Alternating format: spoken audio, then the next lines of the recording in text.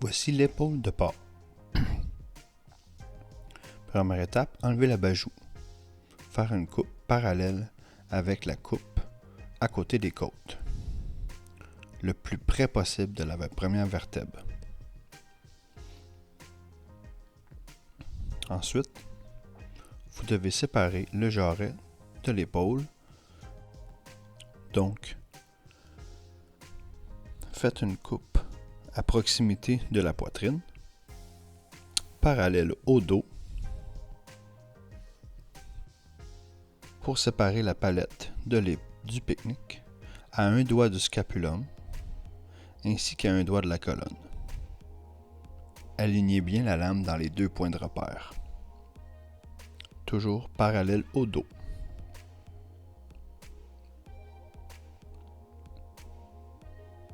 Une fois scié, enlevez le pied, gardez le jarret et sciez-le au besoin côté 90 degrés. Côté d'angle 90 degrés.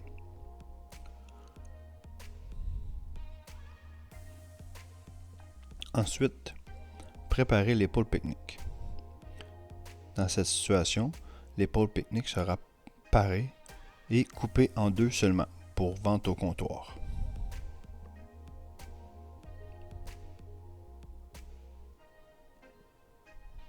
Donc, vous avez les côtes.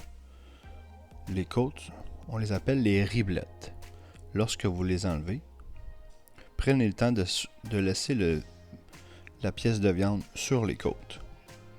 De cette façon, vous pourrez soit les utiliser comme côtes levées dans les paquets de côtes levées de flanc ou les parer par la suite pour aller chercher la viande.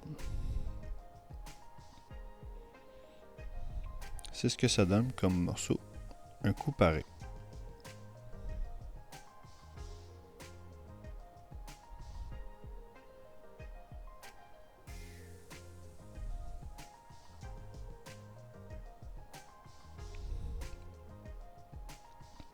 Continuez à enlever les souillures.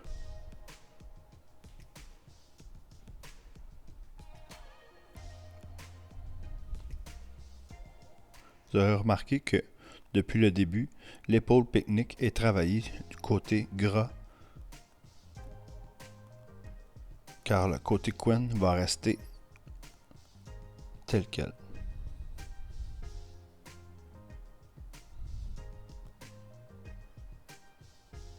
Faire attention de bien enlever les glandes.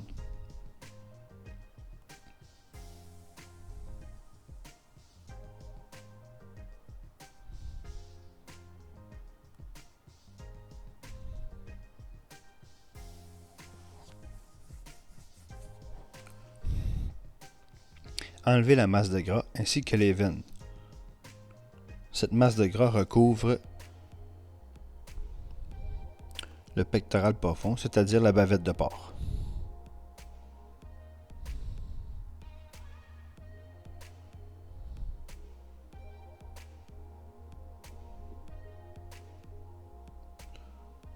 L'épaule est maintenant prête à aller scier.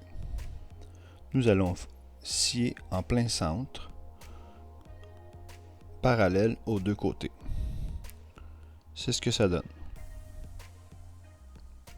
Alors, on gratte bien la pièce de ces sciures et on fait un dernier petit parage. On va enlever la pointe de gras que le client ne veut pas voir. Alors, en voilà une. Et même chose pour l'autre côté, on enlève la pointe de gras. On met la viande dans la trémure. Et maintenant, nous avons deux belles épaules pique-nique. Pour la suite, nous avons le soc. Ici se retrouve la colonne, ainsi que l'omoplate. Ce sont les deux parties d'os que nous aurons à désosser. Après avoir gratté, vous pouvez analyser votre pièce. Donc, ici on a le capicole, c'est-à-dire échine, c'est le bas de la palette qui longe les côtes. On va les enlever. Et le scapulum, on va l'enlever. Le dessus du scapulum, il y a ma creuse œil. Ceux-là seront utilisés soit pour la viande hachée ou pour les cubes. Alors, après avoir analysé votre morceau, enlevez la couenne. Vous devez enlever la couenne en passant le plus proche possible de la peau. Après avoir enlevé la couenne, dégraissez le dessus du morceau. Ce gras servira à faire des charcuteries, donc récupérez-le.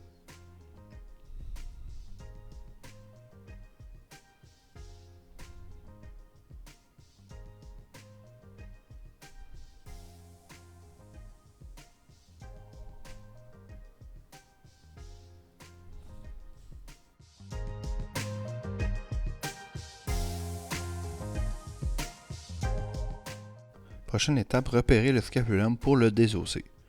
Vous devez le repérer des deux côtés qui ont été sciés. Par la suite, faites une incision dans le coin de la viande et suivez l'os. Cet os a vraiment une drôle de forme.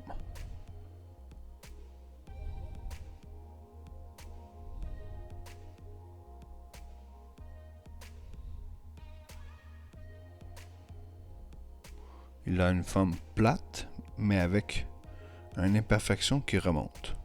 On l'appelle l'épine d'omoplate. Une fois désossé, toujours utiliser la technique de passer le plus près de l'os possible pour en laisser le moins de viande. Une fois désossé, analysez bien le morceau. Vous devez apprendre à connaître la forme pour que la prochaine fois soit beaucoup plus facile.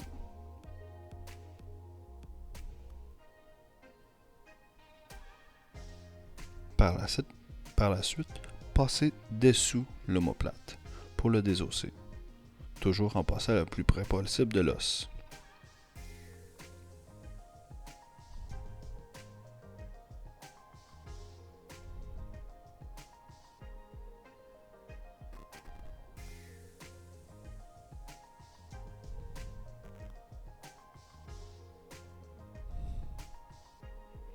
Alors, une fois que c'est fait,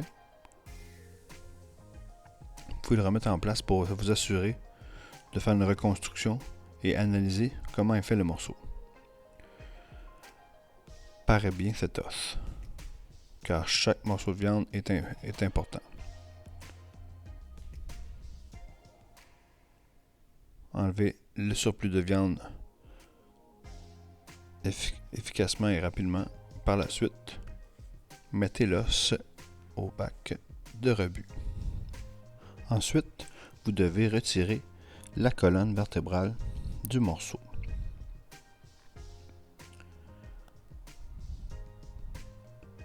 Vous pouvez enlever quelques souillures et ensuite, vous allez désosser le morceau en longeant la colonne vertébrale le plus près possible des os.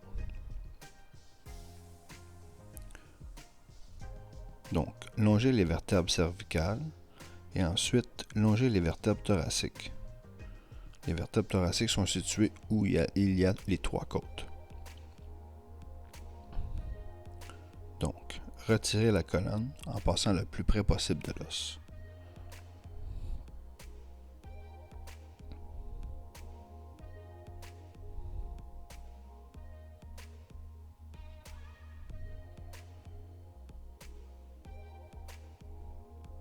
Une fois rendu tout en bas, vous pouvez retourner le morceau et passer sous les apophyses pour en dégager la colonne.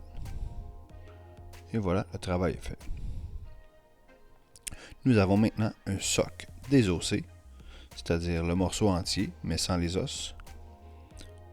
Nous y avons enlevé la colonne ainsi que l'omoplate. On pare nos os pour en enlever le maximum de viande.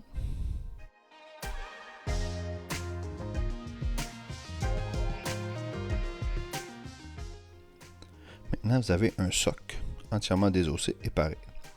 Pour le ficeler, on irait ficeler dans ce sens, en faisant une ceinture. Faire attention de bien enlever les caillots de sang. Pour la suite, dans cette vidéo, nous voulons aller chercher le capicole ou l'échine. Donc, par la voie naturelle, nous allons retirer le dessus du soc. Alors, l'échine fait partie du soc, mais le soc n'est pas nécessairement une échine. Nous devons aller chercher la partie du bas dans le soc pour avoir une échine ou un capicole. Suivez la voie naturelle.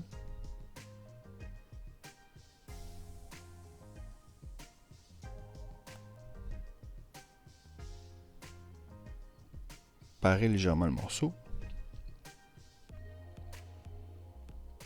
Et vous obtenez maintenant un capicolo. Un capicole ou une échine. Il resterait seulement qu'à la ficeler. Alors voici l'échine. Il est important d'essayer de visualiser, car vous aurez peut-être à le reconnaître dans certaines photos ou exercices. Pour ce qui est du reste des morceaux, vous devez les parer. Certains pourraient faire du cube et certains autres iraient dans la viande hachée automatiquement. Donc, apprenez à juger. Si le morceau est maigre et assez gros pour faire des cubes, vous pouvez en faire, selon les directives de l'enseignant.